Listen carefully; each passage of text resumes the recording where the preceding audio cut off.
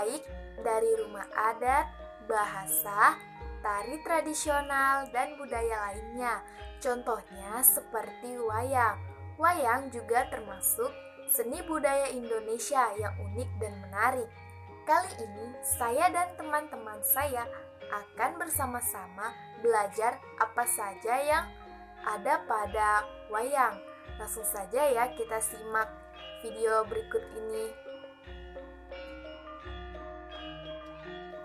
Saya akan menjelaskan mengenai pengertian wayang. Wayang adalah suatu bentuk pertunjukan tradisional yang disajikan oleh seorang dalang dengan menggunakan boneka atau sejenisnya sebagai alat pertunjukan. Wayang juga merupakan pertunjukan asli Indonesia yang berkembang pesat di Pulau Jawa dan Bali. Wayang populer di beberapa daerah seperti Sumatera dan Semenanjung Malaya yang terpengaruh oleh kebudayaan Hindu dan Jawa. Nah, di sini wayang berfungsi sebagai gambaran alam pikiran orang dualistik. Ada dua pihak yang saling bertantangan, baik dan buruk, lahir dan batin, serta kasar dan halus. Kedua bersatu dalam diri manusia untuk mendapatkan keseimbangan. Wayang juga menjadi sarana pengendalian sosial. Misalnya, dengan kritik sosial disampaikan lewat humor. Fungsi lain wayang yaitu sebagai sarana pengukuhan status sosial, karena yang bisa menangkap wayang adalah orang terpandang dan mampu menyediakan biaya besar. Wayang juga menanamkan solidaritas sosial, sarana hiburan dan pendidikan. Nah, itulah fungsi dari wayang yang sudah saya jelaskan.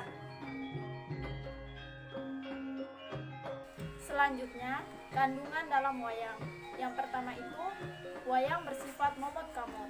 Wayang merupakan media pertunjukan yang bisa memuat segala aspek kehidupan manusia. Momot kamot, pemikiran manusia, baik terkait dengan ideologi, politik, ekonomi, sosial, budaya, hukum, maupun pertahanan keamanan dapat termuat di dalam wayang.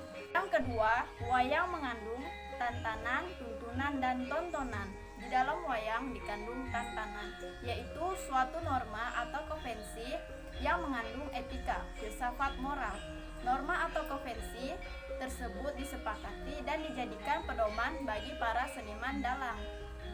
Di dalam pertunjukan wayang dikandung aturan main, beserta tata cara mendalang dan bagaimana memainkan wayang secara turun-temurun dan mentradisi. Lama-kelamaan menjadi suatu yang disepakati sebagai pedoman, konvensi. Yang ketiga, ada wayang merupakan teater total. Pertunjukan wayang bisa dipandang sebagai pertunjukan teater total, yang artinya penyajian aspek-aspek seni secara total, seni drama, seni musik, seni gerak tari, seni sastra, seni rupa, dialog antar tokoh, antawacana, ekspresi narasi, janturan, pocapan, cerita, suluk, kombangan, dahologan, kepyakan adalah unsur-unsur penting dalam pendramaan.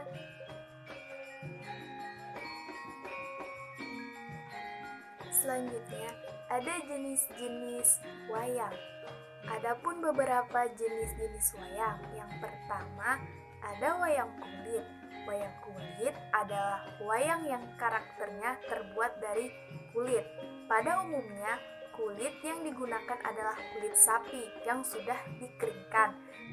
Yang kedua, ada wayang bambu. Wayang bambu adalah wayang yang tokohnya terbuat dari bambu. Rangkaian bambu yang dibuat dengan sedemikian rupa mencerminkan karakter dengan watak tertentu. Yang ketiga, ada wayang kayu.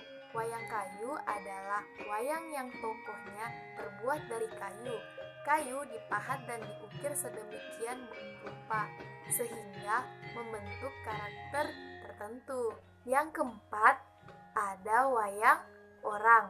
Wayang orang adalah tokoh pewayangan yang perannya dilakukan oleh manusia. Pada pementasan pewayangan ini menggunakan skenario dan disusun sehingga dipentaskan beberapa sesi. Yang kelima, ada wayang motekar.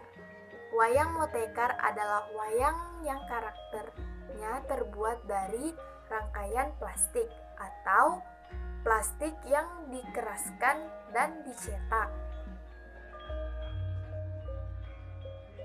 Kesimpulan dari belajar budaya tentang wayang adalah pertunjukan tradisional yang disajikan oleh seorang dalang yang memiliki fungsi sebagai penggambaran pikiran orang yang dualistik, juga menanamkan solidaritas sosial, sarana hiburan, dan pendidikan.